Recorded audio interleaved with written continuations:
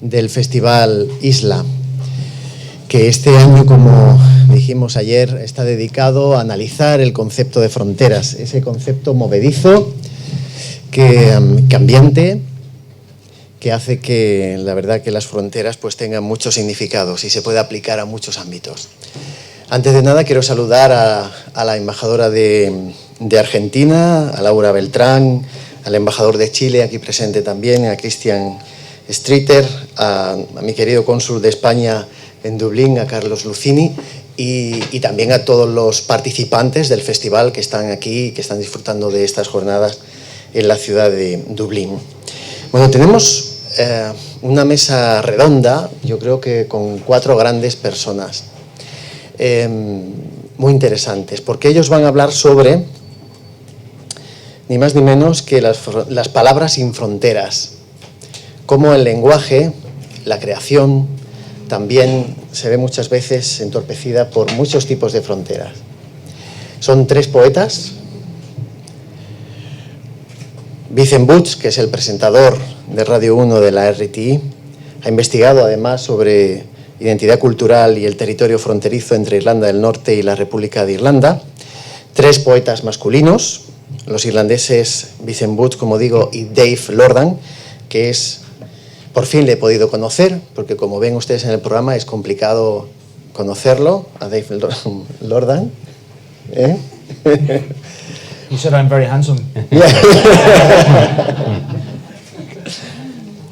Y el crítico y el traductor argentino, Jorge von der Brieder, que ayer tuvimos una interesante conversación en nuestro despacho y que hoy también he podido oír parte de la entrevista que le han hecho para nuestro canal de YouTube. Muy interesante igualmente. Gracias por estar aquí también. Y a la escritora y profesora y guionista chilena, Mónica Ríos, que escritora y ensayista y que comparte con nosotros este festival y que para todos los que formamos parte del equipo pues es un honor también y un privilegio tenerla. Muchas gracias a todos. Y luego tendremos, después de una pausa para el café, la segunda sesión de hoy, que contamos con la presencia del escritor irlandés Kevin Barry, que es un escritor traducido al catalán y también al castellano, que será entrevistado por Susan Cahill, también que está aquí ya con nosotros, acompañándonos, y que presenta el programa de literatura Newstalk en la radio Newstalk Talking Boots. Muchísimas gracias a todos y estamos deseando ya de escucharos. Muchas gracias.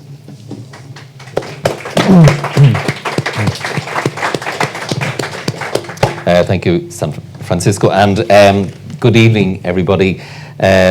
Welcome to this discussion on and around the theme of words without borders, Palabras sin fronteras.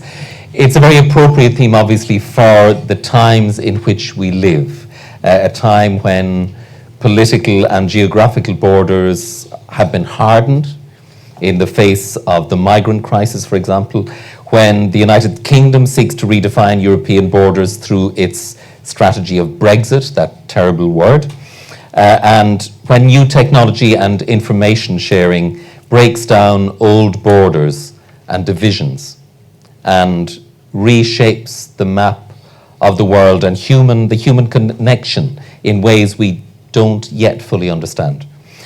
Then there's language and its power to unite and divide. English as the main world language and all the implications, the many, many implications of that fact.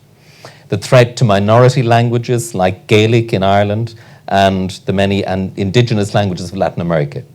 And the role of translation as a kind of international mediating force where nations and peoples share ideas and art and culture and political philosophies and all that unites us as human beings. We've 3 guests, 3 writers who will consider some of these broad themes, and we're very pleased to welcome them. Jorge von der Brieder from Argentina, poet, historian, critic and translator. He's a promoter of Irish literature and culture in Latin America, has translated the work of several Irish writers for Spanish-speaking audiences there, and is a firm believer in the power of writing out of the so-called margins of dominant languages, Ireland, Scotland and Wales in the case of England, and we'll hear his take on marginalization and power in relation to Spanish. From Chile, Monica Rios, novelist, short story writer, academic, scriptwriter, and editor. She lives and works in New York City and sometimes writes in a kind of macaronic Spanish-English idiom which mirrors her own reality and the lives and languages of many of the people who live around her. Her work and career has involved a movement between disciplines and languages. And Dave Lorden from Ireland, passionate and original poet, educator, playwright, and as he says of himself, fledgling digital artist, videographer and live streamer, and a believer in words shared beyond and despite borders. Each of our three writers will give a short presentation or talk around their response to this broad theme of words without borders. We'll read briefly from their work and then we'll have a short conversation about the ideas that emerge from their talks, and we'll have questions from yourselves, I hope. So, Jorge Fontebreeder, might start with yourself. Bueno, buenas noches. Lo primero, quiero agradecer a la embajadora de mi país, a la embajada de Argentina en Irlanda, la posibilidad de estar acá y, por supuesto, Francisco, a la invitación para poder pasar estos días conversando con amigos e intercambiando ideas.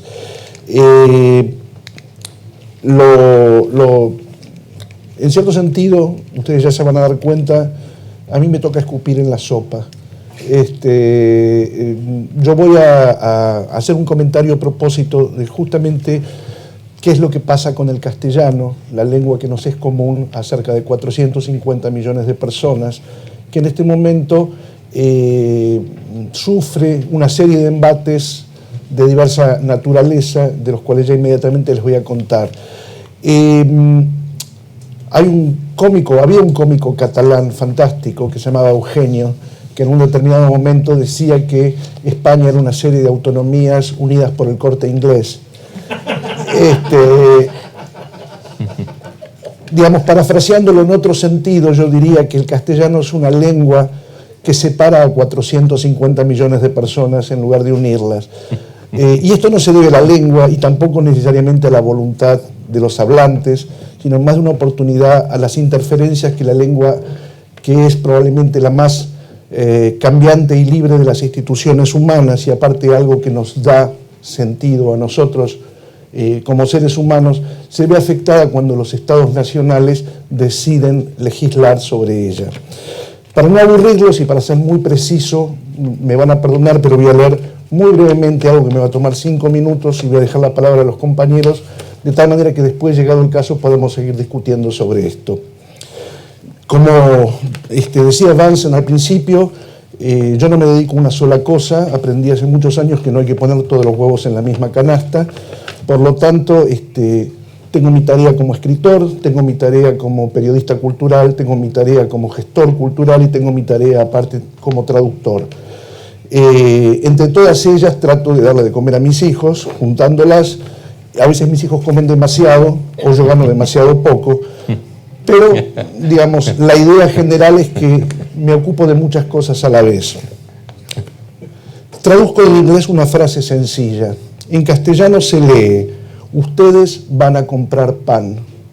Cuando envío el texto solicitado por un editor español, él lo da a corregir y el corrector, sin preguntarme si estoy de acuerdo o no, pone: vosotros vais a por pan. Nadie, absolutamente nadie habla así en Hispanoamérica, pero mi traducción así corregida aparece con mi nombre en un libro coeditado por una editorial española y otra mexicana. Lo menos que puedo decir es que suena raro, porque de este lado del Atlántico no usamos vosotros, sino ustedes, y eso a su vez determina un cambio importante en la conjugación verbal. Luego, porque en el castellano que se habla en América está absolutamente prohibido usar dos preposiciones juntas. En consecuencia, ir a por no existe. En síntesis, para que mi traducción pueda entrar a España, aun cuando también está destinada a Hispanoamérica, tiene que pasar por una frontera donde abundan los funcionarios prepotentes, abusivos y, si se me permite, algo obtusos, porque como en algún momento dijo el español Miguel Sáenz, único traductor puro admitido en el seno de la anacrónica Real Academia de la Lengua, hasta hace 30 años cualquier español o latinoamericano medianamente culto podía entender las otras variedades de la lengua sin necesidad de mediaciones. Hoy, gracias a los esfuerzos de un mercado editorial manejado por supermercadistas venidos a cultos o especialistas en marketing de Telefónica, el Banco Santander o el BBVA, eso ya no es posible. Por otra parte, los diarios españoles, que generalmente integran los grupos editoriales de corporaciones multinacionales como Prisa, Planeta o Penguin Random House, claro, tampoco ayudan, porque cuando critican las horribles traducciones sudamericanas, así las describen, lo único que están haciendo es crear entre el público lector un prejuicio que tiene a su vez un espejo en América Latina cuando recibimos las horribles traducciones españolas. Sería mucho más lógico pensar que en algún momento de la historia de la lengua ha habido un cambio en la prosodia respecto de España y respecto de América Latina para que determinado tipo de giros y expresiones, y no hablo del léxico, que eso varía también en América Latina, haya tenido una leve división que nos obliga a tener que hacer un esfuerzo suplementario para poder escuchar una frase y que nos suene bien, o simplemente leerla sin tener la sensación de que estamos agregando algún tipo de dificultad a un texto que en principio no debería tenerla. Hasta acá hay una descripción, pero esa descripción podrían sumársele otro tipo de factores. En un determinado momento, España decidió unir a la idea de la marca España a la lengua castellana. España es el cuarto país en el mundo en cantidad de hablantes de castellano. Primero está México, después están los Estados Unidos, después está Argentina y después está España. Entonces es una pretensión inusitada el hecho de que pretenda legislar sobre una lengua que hablan tantas personas y que en última instancia tiene variantes que, como se dice usualmente en los congresos, hacen que sea pluricéntrica, para decir que el centro del castellano no esté en ningún lado, sino esté en todos los lados. No hay un castellano que sea mejor que el otro. Todos los castellanos son válidos y, en definitiva, el funcionar como aduaneros de la lengua tiene unas consecuencias terribles. Entre otras, por ejemplo, yo como traductor, traduzco poco para España ahora, pero durante muchos años lo hice, ganaba mucho menos dinero que el tipo que corregía mi traducción, transformando mi castellano culto de Argentina en castellano bueno para el paladar del editor español que lo estaba leyendo. Y eso, de todas maneras, me parece que es absolutamente injusto. Luego hay otro tipo de cuestiones. El hecho de que haya una academia española que todavía sigue poniendo americanismo o argentinismo cuando aparecen determinado tipo de palabras y nos someten a palabras que solamente se usan en España sin poner españolismo, está planteando también algún tipo de problema, me parece a mí. Sumaría a eso otro tipo de fealdades que son ya mucho más complicadas y que tienen que ver con el fenómeno de considerar a la lengua como un commodity. Acá estamos hablando de que en el 2050 el país que más hablantes de castellano va a tener es los Estados Unidos, y entonces hay que vender una cantidad de métodos de aprendizaje, hay que vender una cantidad de diccionarios, de gramáticas, etcétera, etcétera, etcétera. Y todo eso no puede quedar en las manos de un único país o de las empresas de un único país. Me parece que es absolutamente imprudente, y esto no tiene que ver, insisto, con la gente. Podemos entendernos perfectamente bien unos y otros y podemos hacer muchísimas cosas juntos. Lo que no podemos es tener esta especie de aduana respecto de la lengua que crea una frontera donde no debería existir. Esto es lo primero que tengo para decir. En todo caso, si hay algún motivo de discusión, después lo veremos. Gracias.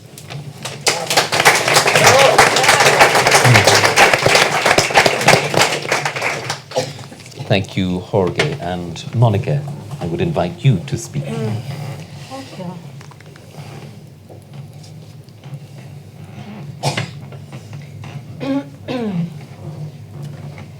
Los han dispuesto frente a la pared. Cada placa metálica de la cual están hechos tiene la forma de un pato amarillo recién nacido. Sus picos cortos sonríen. Se mueven arrastrando los overoles grises con franjas azules y se tropiezan entre sí con vendas en los ojos. Los ubican en las correas y las echan a andar en un loop infinito, hacia arriba y abajo de las cuestas pintadas en la pared, como si fuera un paisaje bucólico sobre la textura de los ladrillos. En el lado opuesto están ustedes. Les han puesto en las manos rifles negros sucios. Cada quien tome su rifle, acarícielo, tome el paño y úntelo en grasa. Cada quien limpie y aceite su arma hasta que brille con el sol que se escapa entre las nubes. Huélalo, siéntalo entre sus manos, contra su pecho, ajústelo, ponga su ojo a través de la mirilla, ubique su dedo índice sobre el gatillo, párese con los pies bien puestos sobre el piso, dispare aún sin balas, calíbrelo, cárguelo, cuidando de que las balas correspondan al modelo del rifle. Use su hombro, su pecho, sus brazos, sus piernas para concentrarse en el arma que ahora es parte suya. Frente a ustedes pasan las placas metálicas con los ojos vendados. Usted nota a través de la mirilla que los picos ya no sonríen. Puede distinguir a través de la mirilla, detrás de los overoles idénticos, detrás de las vendas, por debajo de la amarillez, detrás de la calidad metálica de las placas, empalados sobre la correa kermésica, al documentalista, a la periodista, a la niña de 12 o 13 años, al fotógrafo obeso, a la turista con olor a aceite de coco, a la actriz que encarna a la turista, a la tendera obesa, a la actriz que encarna a la tendera obesa, al doctor vanidoso, al actor vanidoso que encarna al doctor vanidoso, los miles de fans del doctor vanidoso, los miles de actores que encarnan a esos fans, los extras, los que encarnan a los extras, al ayudante del científico experimental, al científico que experimenta con animales muertos, a los fans del científico que experimenta con animales muertos, a la luz del sol que ha iluminado los paisajes. Sabiendo esto, usted aprieta el gatillo del rifle brillante como si fuera una dichosa oportunidad de ganarse un animal disecado de peluche natural, contra su hombro sujeto, contra su pecho, acariciando su brazo y cargado de balines que no se verán más que en ruido. ¿A cuál de ellos querría usted, verdadero as del rifle, achuntarle? ¿Qué premio preferiría usted ganar? ¿Un paseo por un museo de cera con sus amigos y que cada escena encarnara hechos que compartieron en el pasado? El animal disecado proveniente de la guerra en territorio mapuche, una cámara de fotos, una cámara de cine aficionado, un set de maquillaje, una novela que tuviera principio y fin, que lo llevara a través de las páginas en un ascenso emocional hasta la última, en la cual se cierra intriga y conventillo, una casa en el barrio de moda, cerca al doctor que cose animales y, como verá usted, humanos.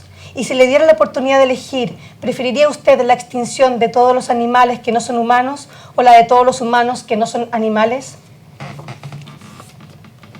So thank you for to the organizers of this event. To the Instituto Cervantes, Francisco, thank you for the invitation. Laura, thank you for taking care of us. And thank you to the Chilean Embassy, Renato, Victoria, Cristian, also for taking care of us. So thank you, Vincent, also, for the conversation earlier today. So I'm going to talk a little bit in English about what I think about these themes about frontiers. So for me, the question is, how this tackles about the problems of literature as a discipline. So I'm a Chilean writer who lives in New York. I'm also an academic, an essayist, a scholar who works on films and primarily on films that have been destroyed, so films as an excuse for fiction. I am also an editor, and with my publisher, which works as a collective, both in Chile and the United States, we publish all kinds of novels and essays in Spanish and in English. So the question about borders raises for me not the question of what is literature, but what is literature for? And with this, I mean the function of literature in our current landscape. It's not a question about the textualities, but also how that language becomes engaged with the social body. It is a question about coexisting languages, but it is more about the problem of a hegemonic language and how other languages remain buried.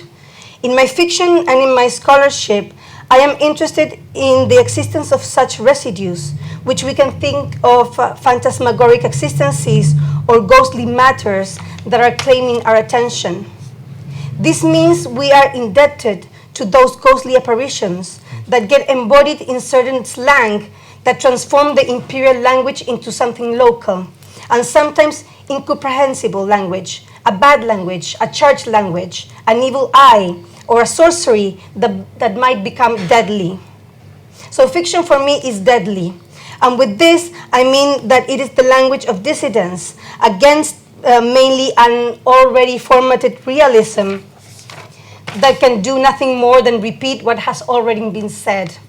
That, of course, is very convenient for powerful entities, the state, the empire, the rich, the male, and inconvenient for all those subjects that are minoritarized. How many times have we heard the adjectives imperfect or difficult related to the literature of great Chilean writers as Rosario Rego, or Maria Luisa Bombal, or Diamel Altid, or the younger and almost my contemporaries, Lina Meruane or Andrea Jeftanovich, to the poems of Graciela Guinao? So if fiction is about opening up new frontiers, maybe frontiers like in the future and hopefully without borders, so those frontiers are reached obliquely in fiction, then literature has an ethical function. And this ethical function must be to create an environment that can allow readers to read without any frontiers, of accessing all kinds of pleasures of reading, maybe the impossible pleasure also. This means that a writer must always be something else, not only a writer. So a writer must always be a teacher, a scholar, an editor, or a manual worker. So that work might allow the textuality to appear. So women writers have been doing this for a long time in the relationships between generations and between their contemporaries. So the only way women writers and writers from other minoritized communities might be read as a radical intervention, as they always are, is that they themselves create a propitious understanding of their literature. Salons were one of the methods of the aristocratic writers in the 19th century, but also let's think about magazines, and above all, the affective relationships between writers and with the readers. That's why writing literature has to be shared with editing or with scholarship or with teaching. This is my case, or some of the other, compañeros here in the panel. Or like I'm organizing like a Latin American Congress of Women Writers in 2017 in New York, which for me is a necessity to bypass this apparent flow that the market feels that they have between United States and Latin America. But what I read as, not as a flow, but an overflow of the bridges between Latin America and the United States with just a few names. And I want to say that naming and a certain names, mostly, certain names that are adequate for the market are obviously the ultimate border for me. Thank you.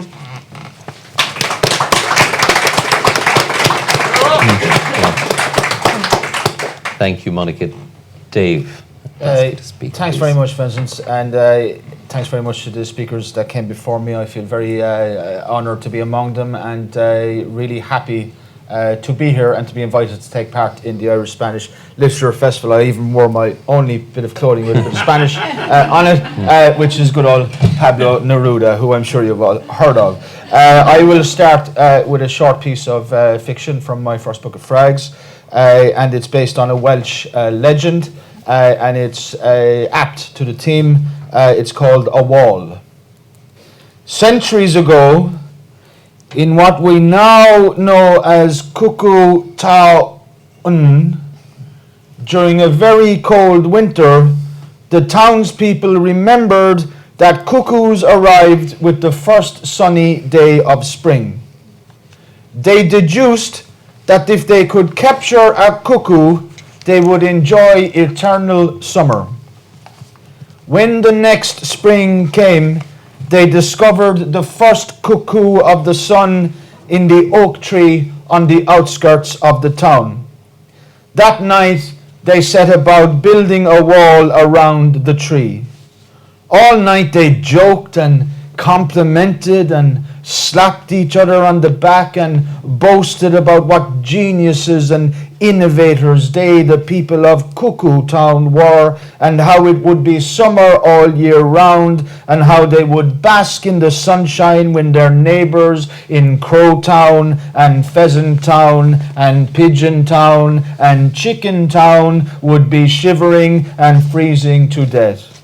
However, their premature celebrations ended abruptly when the cuckoo, who had no inkling of their plans, flew off in the direction of Robin Hill just as the sun rose on the second day of spring, and just as the last stone of the wall of eternal sun was about to be laid by an important personage of Cuckoo Town, someone or maybe a few people smacked the wall in pure frustration, then with a pick or a sledgehammer or merely a fist, and the wall that was meant to trap the cuckoo and the golden syrup of the collapsed on top of all of them.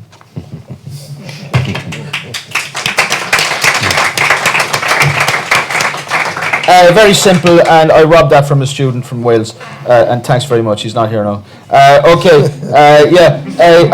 going to talk, rather than, Miriam has covered very well the question of what is literature and what's it for. I'm not going to talk, sorry? No, nothing. Okay, no, sorry. I'm not going to talk about the horse. I'm going to say what it's like to be up on it, okay, if that's okay. I'm going to just tell you what I did this week, in the last week, okay, in my sort of artistic life. So I'm going to take a typical week from my life as a, fledgling interdisciplinary artist, and then I'm going to talk about one piece that I wrote a number of years ago and how that is journeyed in a sort of a transmedia way through mediums and across the world. Okay, and I want to use those two examples. So last Friday evening, I hosted a live stream on Facebook Live, which was a discussion about two contemporary Dublin novels, Dublin 7 by Frankie Gaffney and The Blocks by Carl Parkinson. They were both there, and we discussed, and we had an interactive back and forth discussion on Facebook, and I hosted that, and we had about 1,000 people watched us that evening and interacted and asked questions, all that sort of.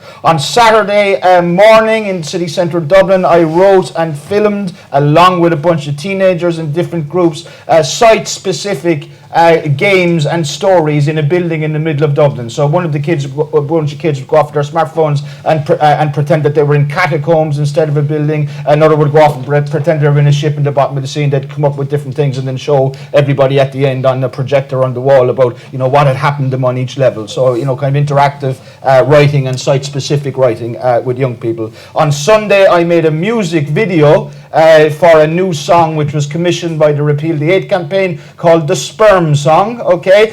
So check it out. It's really simple, okay? It's the Tweety song. It's good. It's a good old tune, actually, The Sperm Song. Check it out. On Monday, I taught a community class in vlogging to immature adults on how to make vlogs.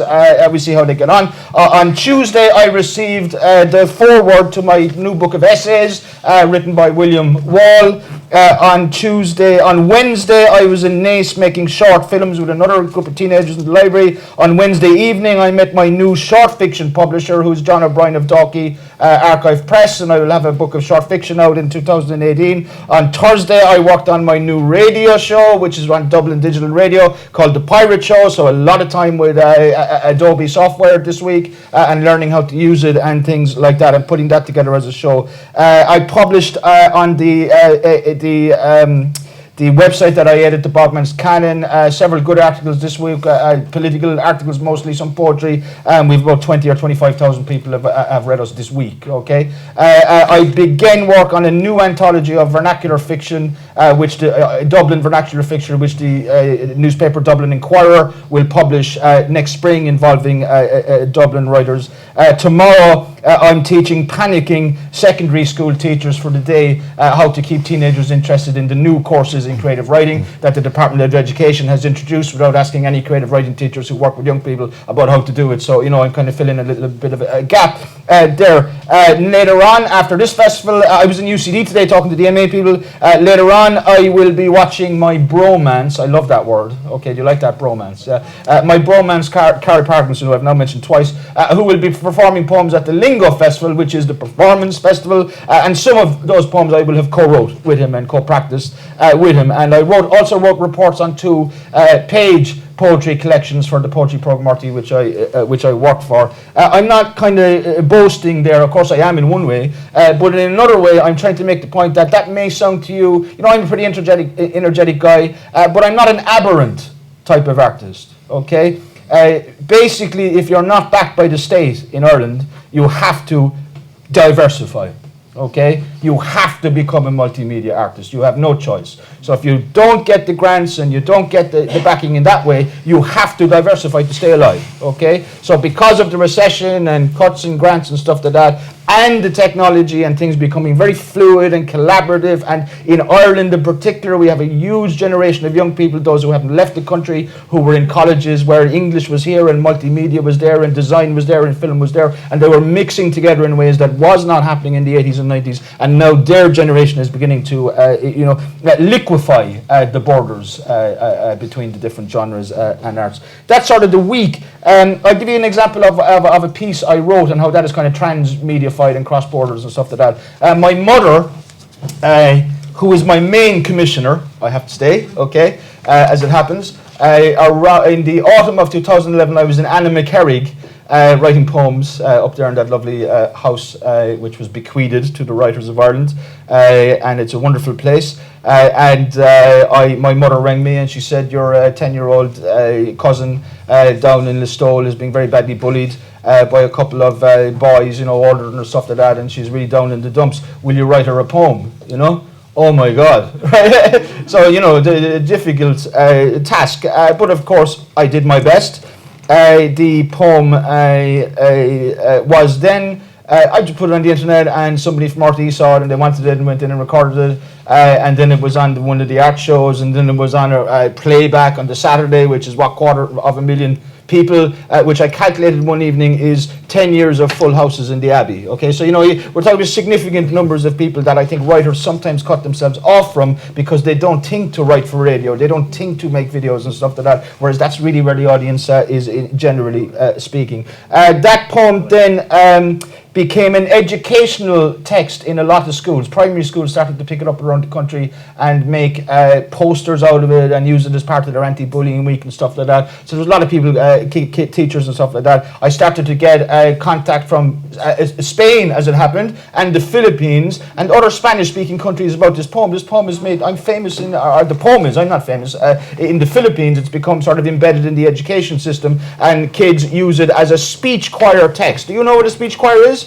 Because nobody in Ireland knows what it is. It only really happens in Philippines, as far as I can see. Basically, the kids choose a text, and then they make up a whole song and a dance about it, okay? And a whole kind of play or song and a dance. So if you look up my poem, Because I'm Human, you'll see several different, really good, really, I mean, I was much better than my bloody poem, I have to say, what they've done with it. That does the Philippines, nothing to do with me, all to do with the internet, all to do with fluidity, all to do with technology, all to do with this, borderlessness we now have.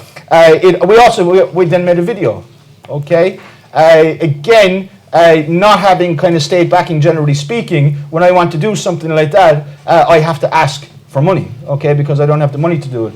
So I said, look, for the reason we're making this video, and we need the money, I need 800 quid to pay, I want an actor, I want a proper actor, I want a proper equipment, I want it to be good, I want it to be able to be put on a big screen and stuff like that, so you got to raise money. And I wanted 800, and within about 3 days after putting up an appeal, I had about $2,000, I think, okay, so we could get 2 actors. And we could hire out the boom thing, and we could do it outside, and we could do all of that kind of stuff, and that was really good. And that again, the video then becomes another thing that teachers use and gets seen and stuff like that. Okay, so that's the week, and that's a kind of a text that has transcoded or transmediated over and over again and gone places which are really nothing to do with me, but everything to do with the ecosystem which has evolved in the arts. Okay, we now have a very different ecosystem to when I began writing. aborted songs, as I refer to most of my poems, back in in the early 90s, you know, before the internet, of course. The poetry film, for example, which is a pretty important genre now, especially for young writers to find an audience. Back then, it was the avant-garde, which I put in quotation marks, used it a lot. And you know, it had been done by the surrealists and people like that back in the 30s and 40s, but it wasn't a thing at all. Performance poetry back even 10, 15 years ago was a marginal, very marginal, it kind of looked down upon. It's now, around the corner we've got probably the biggest poetry festival that's ever been held in Ireland is the Performance Poetry Festival that's happening around the corner. So, things have shifted ecosystem-wise because of technology, taste and audience reception has changed, okay? We have a new audience for the arts in Ireland, which is much more diverse than it used to be. It's much wider than it used to be. It's much more literate than it used to be. You have to remember in Ireland we're in a country which was third world in terms of literacy until the 70s and 80s. Okay, so even if you were your audience was very narrow at that time as a writer. Okay, and it just read in one bandwidth, one medium, okay? But now as a writer, because the ecosystem have changed, we have all sorts of mediums that we can negotiate and work across.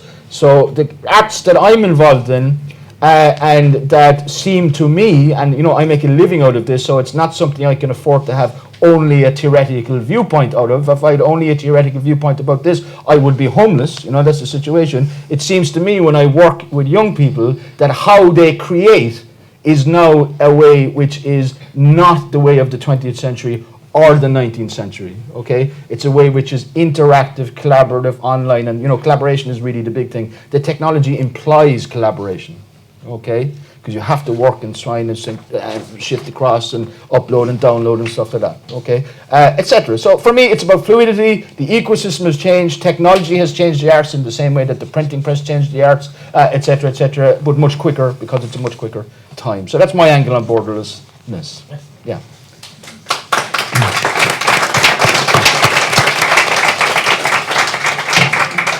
Dave, thank you, and thank you all. I'm conscious of the time, so I think what I'm going to do is I'm going to ask each of you one question in relation to what you spoke about, and then I'll ask for questions from the audience, because I think it will be very interesting to hear how you as an audience respond to what you heard and what questions you may wish to ask.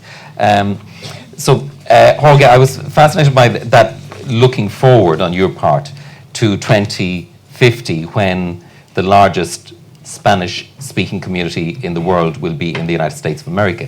And it has struck me for the last several years in going to the States that more and more Spanish is becoming this really, really strong language, which is wonderful. And I'm always delighted to see on the back machines, the option of using Spanish, etc. But linguistic imperialism for you, and we talked about this a little bit today, Monica, as well, the notion that in Chile and Argentina and throughout Latin America, Spanish is influenced by indigenous languages, as the English of Ireland is influenced by Gaelic. How would you like to see that future being shaped, the future of this great world language, away from the academy, away from what you call that border control, out of the mother country that could create a division? A fines del siglo XIX, Ferdinand de Saussure, el lingüista francés, dijo que de todas las instituciones humanas la más cambiante era justamente la lengua, porque todos los usuarios de la lengua podemos intervenir sobre ella. En líneas generales, los lingüistas, los filólogos y toda la gente que interviene, si se quiere, en el funcionamiento de la lengua, corren detrás de la lengua y tratan de normalizarla para hacerla relativamente coherente. Y si no hacerla totalmente coherente, para solucionar determinado tipo de problemas que pueden hacer que no nos entendamos lo suficientemente bien. Yo insisto sobre lo mismo, los problemas léxicos son lo menos importante del mundo y mucho menos en una época como esta. Voy a ser muy simple. En Argentina nosotros tenemos por muy poco dinero, 82 canales de televisión disponibles donde podemos ver noticieros de prácticamente todos los países de América Latina. En la escuela aprendemos las formas del castellano según las conjugaciones españolas, por ejemplo. En nuestras casas, por supuesto, hablamos en castellano. Vemos telenovelas hechas en México, vemos series de televisión estadounidenses dobladas en Puerto Rico. Vale decir, el castellano no es un problema, pasamos de una variedad a la otra sin ningún tipo de inconveniente. Nosotros llamamos a lo que en España se llama una cometa, barrilete, y mi hijo un día viene, cuando era chico, diciéndome, papá, quiero que me compres un papalote. Y yo le pregunto, ¿un qué? Un papalote. Y digo, ¿y esa palabra es mexicana? Me dice, sí, Discovery Kids. Lo que quiero decir con esto, el léxico no es un problema. Lo que es un problema es cuando uno empieza a tomar determinado tipo de medidas que son, por un lado, demagógicas para adaptarse a la lengua. Yo voy a dar un ejemplo muy simple. Me resulta intolerable que la Real Academia haya decidido que los pronombres demostrativos ya no llevan acento y que pueden ser mezclados con los adjetivos. Y luego me resulta intolerable que el adverbio solo ya no lleve acento y se pueda confundir con el adjetivo solo porque haya gente que haya descendido el nivel de la lengua en lugar de elevarlo. Eso me hace pensar en una anécdota muy simple. En la época de los romanos, Claudio era un tribuno de la plebe, y como era demagogo, lo que quería hacer, se hacía llamar Clodio, porque justamente el diptongo au monoptongaba en la forma en la que se expresaba la plebe, y lo contrario, Plauto era un campesino, hijo de campesinos, y como quería parecer mejor, y su nombre era Ploto, pasó a llamarse Plauto. Hacer este tipo de cambios cosméticos en la lengua no sirve para absolutamente nada, y en última instancia lo único que hace es crear controversias. Luego, pretender que una forma de la lengua es mejor que la otra es totalmente ridículo. El inglés no tiene una academia del inglés. La literatura de un país es lo que le da fuerza. La literatura de Irlanda fue fuerte fundamentalmente porque existieron Oscar Wilde, porque existieron William Butler Yeats, que en su momento escribían mejor que los ingleses en la lengua de los ingleses. Y después, porque apareció Joyce, que con una variante absolutamente lateral de la lengua, una variante, si se puede decir, marginal del inglés, le demostró a los ingleses todo lo que se podía hacer. De hecho, voy a citar a Joyce una frase que a mí me parece magnífica, cuando Joyce dice que los ingleses laboriosos e inteligentes crearon un aparato para poder hacer que las tripas cansadas de la humanidad tuvieran su descanso debido e inventaron el water closet. Los irlandeses, en una lengua aprendida a la fuerza, crearon para la humanidad la literatura inglesa. Yo diría, la literatura progresa en función de ese tipo de cosas, y no es una cuestión que tenga que ver con nacionalismos ni nada por el estilo. Yo soy feliz leyendo a cualquier buen escritor que escriba bien en castellano, sea de donde sea. El punto es entonces que me parece absolutamente inadmisible porque determinadas empresas quieran ganar unos euros más, imponerle a la comunidad internacional determinado tipo de formas, determinado tipo de exámenes y demás. Y con esto quiero ser muy claro. En este momento estábamos hablando ayer con Francisco, yo le estaba contando justamente que el Instituto Cervantes, junto con Telefónica, crearon un consorcio que integra también la Universidad de Salamanca y que de una manera a mi gusto espuria integran también la UNAM de México y la Universidad de Buenos Aires, para imponer de alguna forma, gracias a las ventajas que ofrece Telefónica, un examen, el CIELE, que estaría reemplazando al CELU de Argentina y al DELE de España, que convivieron armoniosamente durante mucho tiempo. Estos exámenes no se tomaban vía internet, por lo tanto, había que ir al Instituto Cervantes o a ciertas universidades a darlos. Ahora se pueden dar desde cualquier parte del mundo y Telefónica va a recoger el dinero que después va a repartir, ya veremos cómo, entre todos estos universidades y demás. Es espurio, eso fue hecho de espaldas a la comunidad internacional. Y hay muchos otros datos que por supuesto el tiempo no nos permite tocar. Insisto, acá no se trata de atacar a ningún país ni que ninguna cultura se oponga a ninguna otra. Acá estamos hablando de negocios, estamos hablando de gente que está realmente, si me permiten decirlo en estos términos, cagándose en los demás. Y realmente me parece que es una cosa sobre la cual todos tenemos que tener conciencia y todos tenemos que poder protestar, porque estamos hablando justamente del bien común que nos constituye como seres humanos, que es la lengua. Great, and that's what I was talking about in the introduction, that notion of what unites us as human beings and how language can do that. But obviously as well, language isn't always neutral. Sometimes it's the opposite. Sometimes a word can reach us like a shot from one country or to another. Yeah. Monica, we talked today about how you, in a sense, negotiate your life now in two languages, living in New York and hearing around you so many languages, but also so many wonderful variations of Spanish, and how enriching that is. And I think you find that very enriching for you as a writer. Mm-hmm. Well, solamente para contarles un dato, ¿no? Yo vivo en un barrio que se llama Crown Heights, en Nueva York, donde llegué hace como unos 4 años, pero hace 20 años vive una comunidad anglo-parlante caribeña y franco-parlante caribeña, y han creado distintos tipos de inglés y distintos tipos de español que conviven ahí. También hay muchos hay libaneses y también una nueva inmigración de senegaleses, y de repente estamos nosotros ahí, ¿no? Entonces, el año pasado estuve con una beca de escritura durante todo el año, y estaba sentada en mi escritorio, ¿cierto?, mirando la ventana y escuchando todas estas voces y estos volúmenes, ¿cierto?, que se van cruzando en la calle, y empecé a escribir un libro de cuentos que en realidad mi primer instinto fue escribirlo en inglés, ¿no? Ahora descubrí que no soy tan buena escritora en inglés como en español, entonces lo traduje, me autotraduje a mí misma del inglés al español, pero ciertas palabras fueron quedando, ciertas expresiones, ¿no?, que se van escuchando en la calle.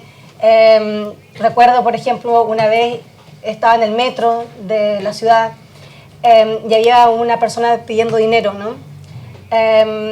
Y tenía un discurso gigantesco y larguísimo y completo y envolvente, y la frase final era watch out, tomorrow it might be you, ¿no? Entonces esa era su gran amenaza, y ese tipo de frases se fueron incorporando a la estructura de mi cuento, ¿no? Y este cuento, que se llama Autos que se queman o Burning Cars, partió como Burning Cars, ahora se llama Autos que se queman, se trata sobre un vecino mío, un vecino que no conozco, ¿no? Entonces imagino toda una vida para él a partir de mi propia lengua, ¿no? Y él termino escribiéndolo en un chileno, ¿no? Ya ni siquiera es castellano o español, ¿no? Es un chileno. De tal manera que las personas que han intentado traducirlo siempre se detienen y dicen, bueno, ¿qué son todas estas palabras? ¿De dónde vienen? ¿Qué significan? ¿No? Y el lenguaje literario, simplemente, a veces, como dice una maestra mía, uno escribe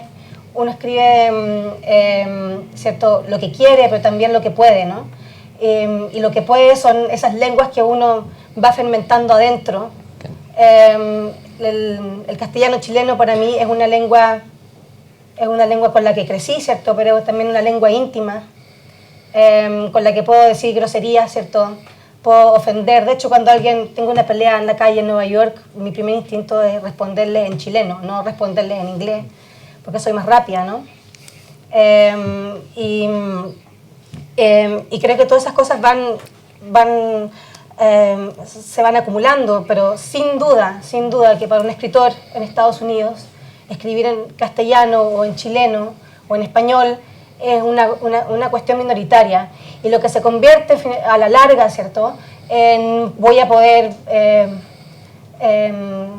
trabajar de esto, ¿no? Voy a poder trabajar, voy a poder ganar dinero, subsistir haciendo esto, o me voy a quedar simplemente en un margen y no comunicándome con con el centro de la literatura estadounidense, que todo escribe en inglés y bajo una estructura bastante específica. Es bien fácil como ir a una librería de Estados Unidos y reconocer, por ejemplo, cuando un escritor ha pasado por un Creative Writing Program y cuando no. ¿Cierto? Los Creative Writing Program enseñan ciertas técnicas que de inmediato se notan en las primeras páginas, ¿cierto? Y cuando no ha pasado o es un escritor que ya ha bypassado, ¿cierto? Todo eso, uno puede empezar a sentir, ¿cierto? El trabajo de del surgimiento tal vez de una lengua literaria.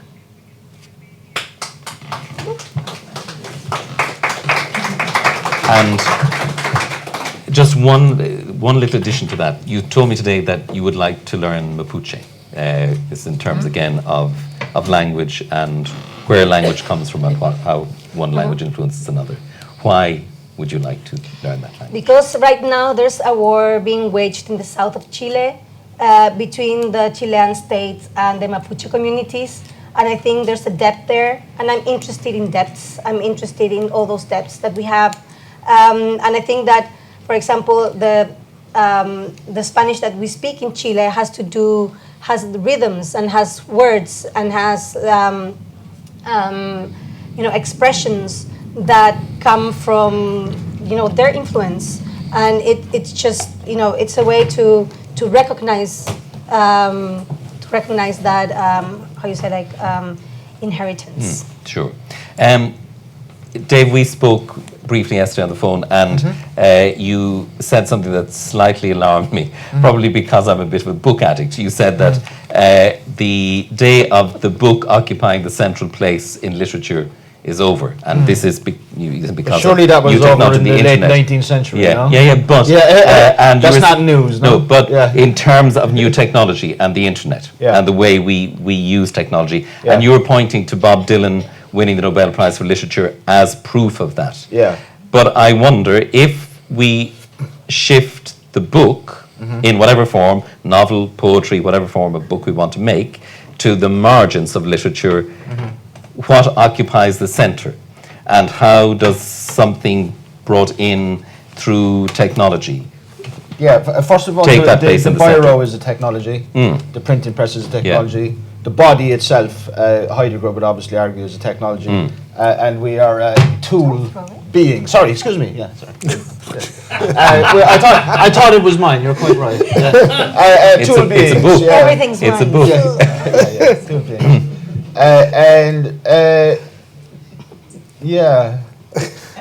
Are you asking me to engage in science fiction? Not at all. I'm asking you what, because I mean, I completely accept what you're saying, that the internet is potentially this great tool of freedom that may break down borders and reach towards this sort of, the idea that we're talking about, words without borders. But let's come back to the structural questions and the structural changes, which is where I'm coming from. There's one of the main publishing houses in Dublin for the last 20-25 years is currently disintegrating, as probably anybody who's a bit of a literary buff in the room knows. Okay, it's probably the first of in a domino road. Okay, so there is the structural thing that it's becoming uneconomic to publish books. Okay, it's uneconomic on the capitalist basis, the way that Miriam does it. I think it may be economic. Monica. Okay, or Monica does it. It may be economic. Yeah, and that means that it's the book is becoming less and less of a likely path for artists. Okay, the audience for the book, just the book, is continuously decreasing as a percentage, as an absolute percentage and a relative percentage. I mean, that's been the case in poetry, as we know, for a long time. It's becoming the case in fiction, with exceptions. So I mean, there are structural changes, there are ecosystem changes. Therefore, new things emerge in a new ecosystem. Is it a question of margins and centers anymore? Possibly not. Possibly I not. probably think that what we are in is a transitional period of genre formation. Okay. So I'm not quite sure, and I don't really tend to engage in science fiction or speculation around that, but I do believe that the arts are becoming more collaborative, more international. I don't think text will leave. And by the way, literature is much older than books. And precedes books. Sure. And, we've had this stupid thing about it can't be poetry if it's got music to it. Well, have you ever heard of Homer or The Tale of the Heike? Or, most national literatures are formed on music and poetry together being performed. Most national literatures. And the reason I was happy about Bob Dylan was because, for me, it felt like an award for a tradition. Okay? I know the Twitter crowd were out to hang Bob Dylan immediately, okay, as soon as it happened. But if you read Bob Dylan's speech when he won the MTV Awards last year, another thing to hang him for, of course, MTV, he talks not about himself, but about where he got the song, okay, and who gave it to him. Good. So for Dylan, for me, it was an award for tradition and a kind of way of making arts, which now becomes connected with the technological fluidity. When I talk about my poem ending up sort of in the education system in the Philippines, nobody knows that I wrote it. It's completely anonymous. So for me, that's a wonderful which is like thing. the It's a old wonderful ballad compliment of to be Blas- anonymous, yeah. obviously.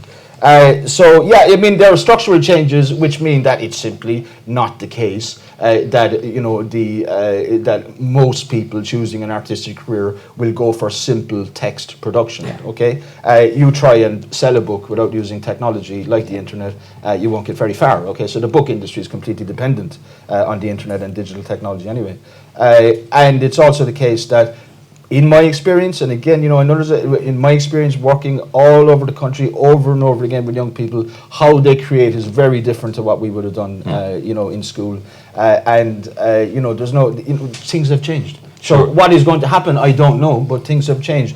Is it marginal center? Text will remain central to most forms, I imagine, that call themselves literature. It's something we obviously don't have time to get into now. And of course, the canon remains central. Yes, exactly. Okay? Yeah. The canon remains central. So no matter how literature changes, there will be a canon, most of which, because of the period we live in. And I wondered whether, in a sense, image is almost becoming the new borderless language, where the power of the visual, more and more young people seem to look to the visual, to the power of image in relation to their shaping of the world. Jorge, you just wanted to say something. It will be difficult to translate. I will try to say in Spanish, but again, cuando yo tenía 15 años, muy claramente una noche decidí que quería ser escritor. Estaba leyendo por cuarta vez El Gran Gatsby.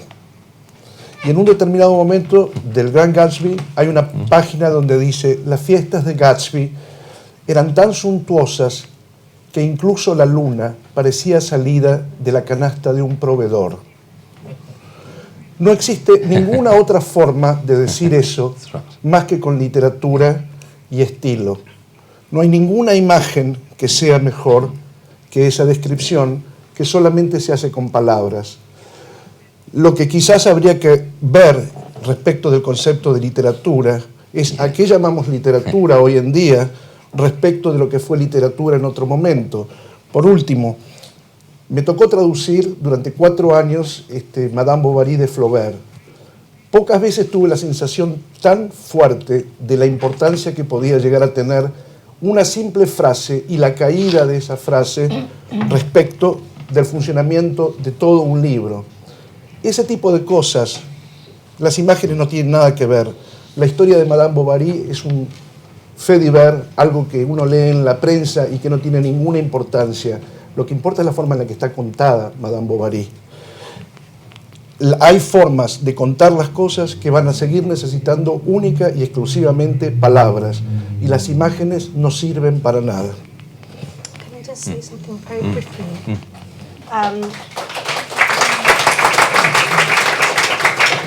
So just very briefly, I think that we've heard a lot about this apocalyptic moment where the book is like condemned. And I think that I would contest my colleague here and say it's not about new genre formations, but it's about a moment where literature is really, we have to think about what's for us that we're interested about this, what's the link that it has to literature has with everyday life. And for me, the meaning of literary prize being given to a musician is also like very provocative in the sense that what is it telling us about literature? It's not about the book. It's not about really like the materiality. It has to do with that, but also has to do with apocalyptic moments are always moments of potentiality and to future approximations to what we are used to. So it seems just fascinating, like all this discussion and discourses about what is literature today for us. And I guess it's moving the border, isn't that? That's a good thing. It's moving the border. We don't have much time, so we really must wind up very soon because Kevin Barry, who's at the back of the room, is due to be interviewed here at 7:30. But very quickly, if we have one or two questions or comments, we'll take them, please. Peter Duffy there, I see. Just a few quick things. It's hard to take it all in and sort of ask intelligent questions afterwards. And remember that there isn't much time as well. Of course. Yeah. Just on Bob Dylan, I don't know too much, but the update, as far as I can access, is that he hasn't alluded to it, and it was taken down off his website. Whatever that says about his reaction to receiving it, I'm not too sure. Just on borders really are part of life. There's no way, they're always there and always will be, really, because that's the world we live in, unless you live in a world of oneness, where we're all interconnected, but on a real and daily sustained basis, and that isn't the case for most of us experience. So there is borders. Back to opening remarks from you, Vincent, in relation to Brexit and Europe and so on and so forth. I grew up, like yourself, on a small farm, and there was loads of fields. There was hedgerows dividing our barriers or framing those fields, which were ecosystems, which primroses and other wildflowers grew up, and they were protected in a way. They were recognised mostly by the farmers. But when money came in from Europe in the common market, you got extra money through agricultural advisors, and the part was to get rid of them and make the fields bigger so they could get into more higher scale or industrial type agriculture. Now you could say Europe and the EU is part of that as well.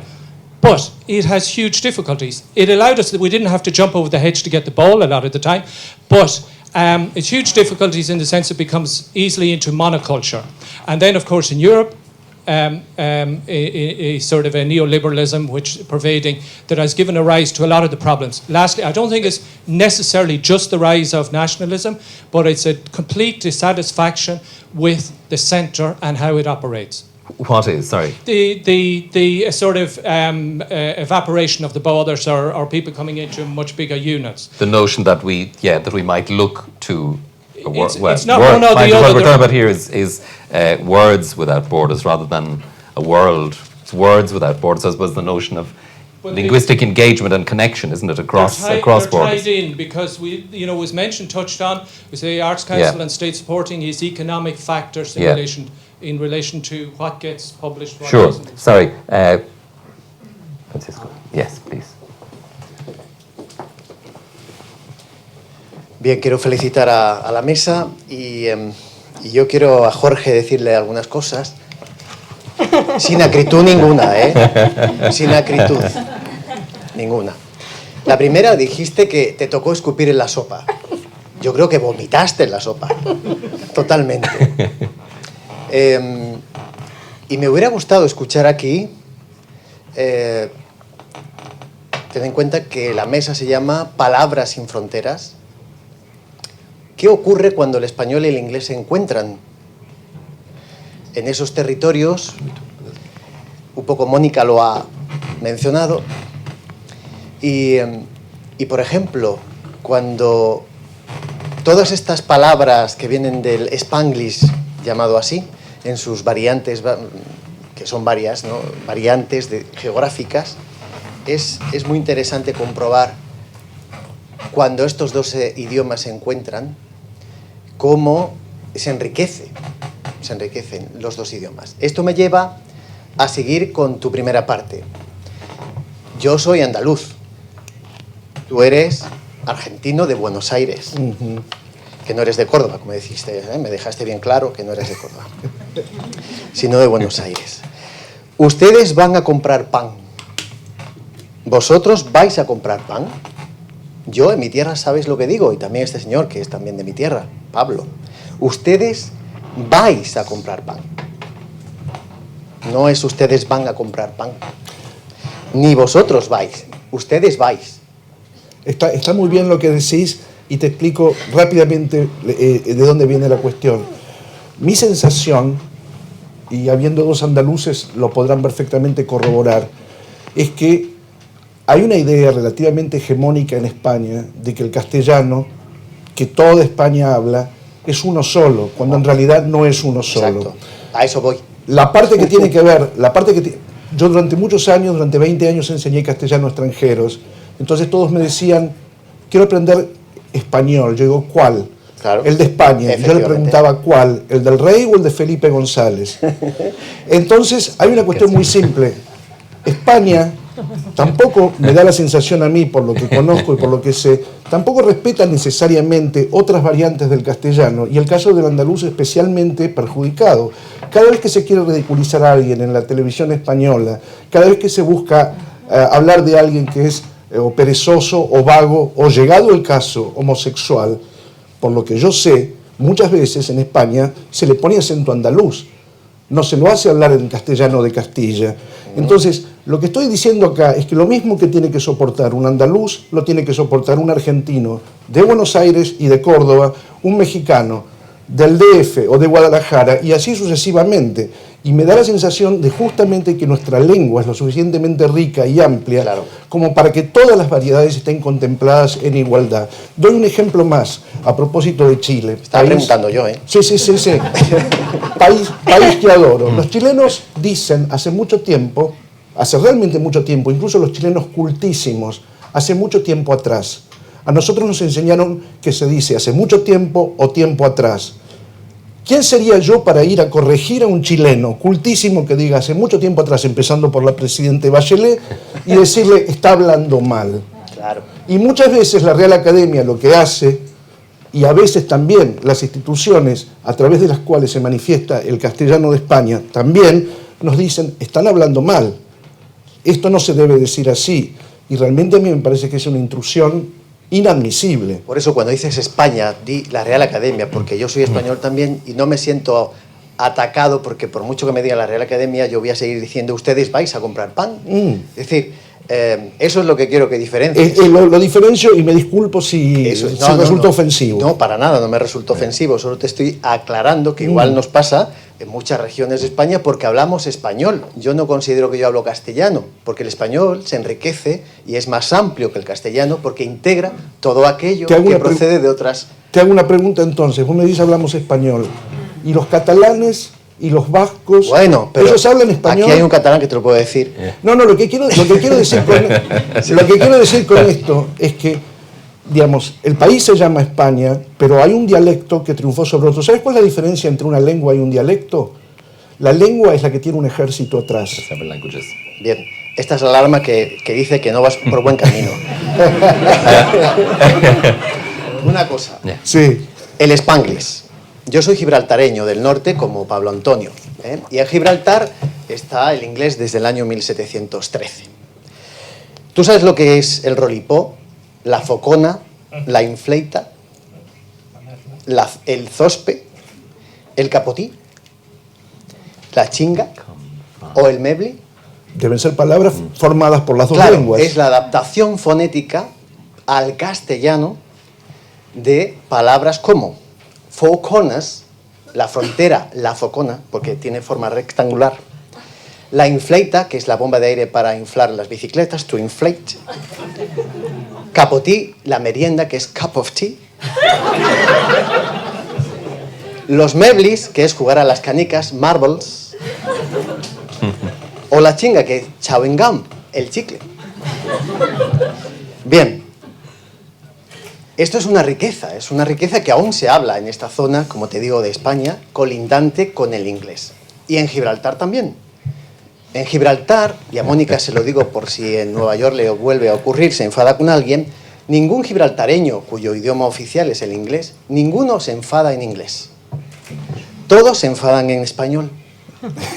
Porque como que te desahoga más y te saca todo de dentro, y el inglés quizás es demasiado polite y esto no se consigue en inglés. Bien, solo quería apuntar esto del Spanglish que no se ha tocado. Agrego un solo detalle a lo que dijiste vos. ¿Comiste asado alguna vez? Sí, claro. ¿Sabés lo que es el chimichurri? Sí. ¿Sabés de dónde viene el chimichurri? No. Es lo que decían normalmente los ingleses y lo que interpretaron los gauchos. Give me curry. Chimichurri. Muy bien. Ok, gracias.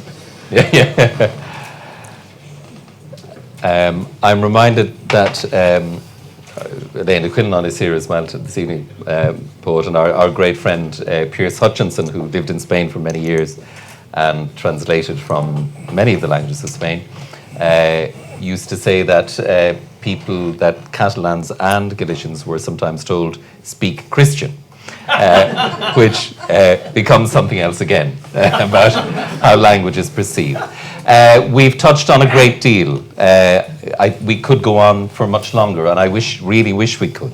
It's been a fascinating eavesdropping for me, getting these insights from the panel and from all of you. I do wish we had more time, but you're in for a treat with Kevin Barry, and I just want to thank everybody here at the Cervantes Institute, and especially thank you to Jorge Fondebrieder, Monica Rios and Dave Lorden. Thank you very much indeed.